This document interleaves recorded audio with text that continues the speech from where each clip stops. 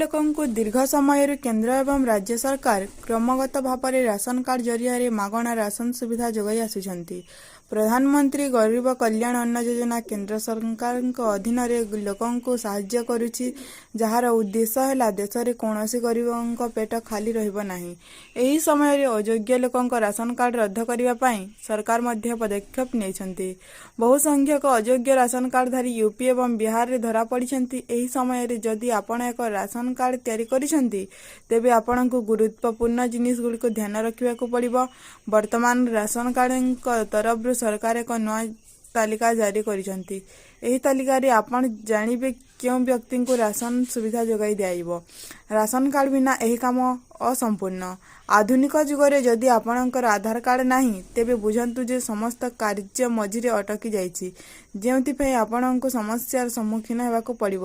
ସରକାରୀ ରାସନ କାର୍ଡଧାରୀଙ୍କୁ ଗହମ, ଚାଉଳ, କିରୋସିନ, ଚିନି ଏବଂ ମସଲା ଯୋଗାଇ ଦିଆଯାଉଛି।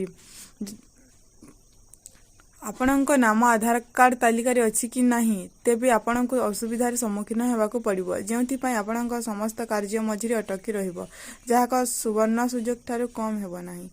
ରାସନ କାର୍ଡ ତାଲିକାରେ ନାମ ଚେଞ୍ଜ କରିବାକୁ ଆପଣଙ୍କୁ ଖାଦ୍ୟ ଯୋଗାଣ ବିଭାଗର ଅଫିସିଆଲ ୱେବସାଇଟ୍ ପରିଦର୍ଶନ କରିବାକୁ ପଡ଼ିବ। ଏହାପରେ ୱେବସାଇଟ୍ର ମେନ୍ ପେଜ୍ ଲୋକଙ୍କୁ ରାସନ କାର୍ଡ ରିପୋର୍ଟର ବିକଳ୍ପ ଉପରେ କ୍ଲିକ୍ କରିବାକୁ ହେବ।